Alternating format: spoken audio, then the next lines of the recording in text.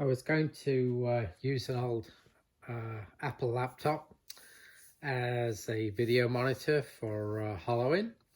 I haven't really done any hollowing yet, but in lieu of doing it, I started getting set up for it.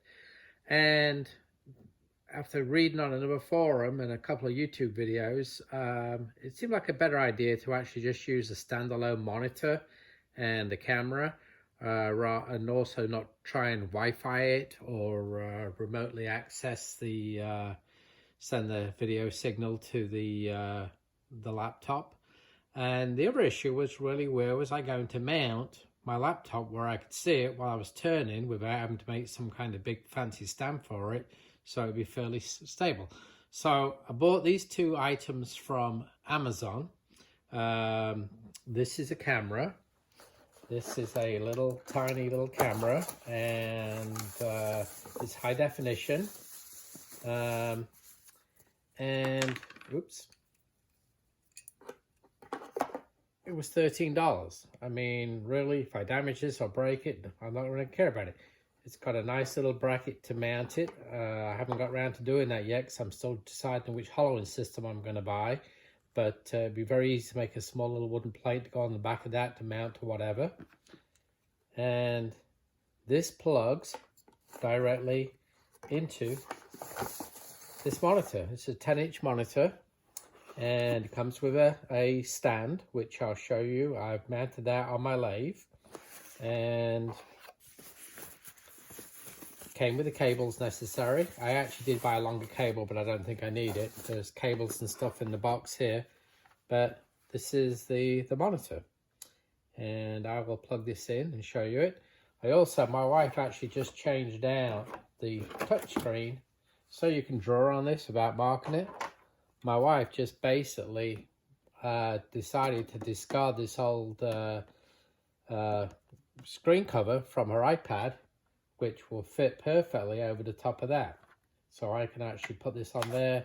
Okay, probably put it on with a little bit of tape, and then I can better draw on the screen and wipe it clean and so forth. Again, this monitor was $65 from Amazon. So if it gets covered in dust and gets destroyed, I'm not out a lot of money. I mean, I'd rather do that than destroy, even though my old laptop is probably not worth very much. It's still a MacBook Pro and is suitable as a backup if I ever need to, if my current one dies. But this is also lightweight and easy to mount. I will show you how I do that. Hooking the system up, there's two little power adapters, one for the camera and one for the monitor. And I'll show you the wiring, how all this hooks up. Okay, camera has two connectors. The yellow is for the video, and this cable came with the monitor. It basically, I believe, is a BNC cable.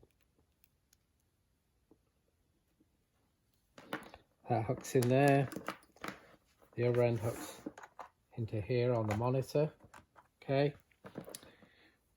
The red is power. We take the power, plug that in. Okay.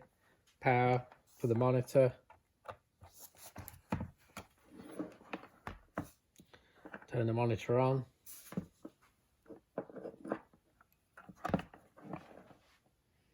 And hopefully, as you can see, it's working pretty good. You can adjust the contrast, the brightness, the color, and everything else on the monitor if you need to. But I'm hoping this will do the trick. So this is the piece I made for my lathe. This is going to go on the top. I put some heavy-duty magnets on there. And this is the stand for the monitor. And the monitor will sit on top of here. And basically I can pivot it around. The bracket to mount it is in there. And the magnets just hold it onto the top of the lathe. I actually did put a place where I can lock it in securely. I wasn't sure how much this thing will vibrate, but I don't think it'll go anywhere because the lathe is super smooth. Fortunately, my lathe already had a couple of holes, 5/16, so I could use this guy to lock on that mounting plate I made for the monitor.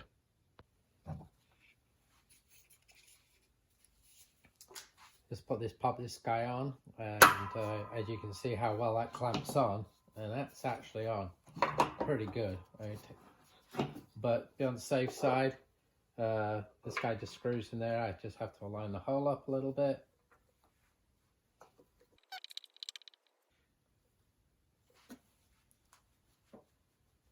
So it's not going anywhere.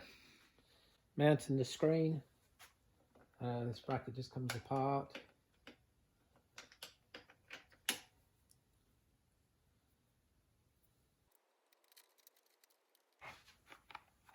Camera has a slot there.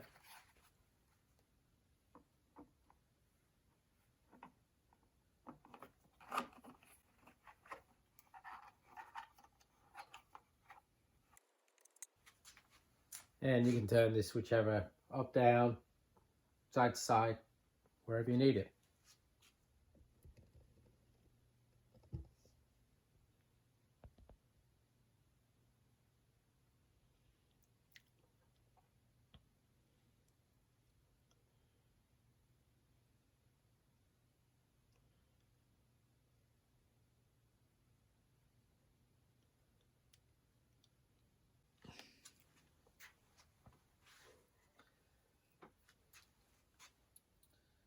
This is the camera.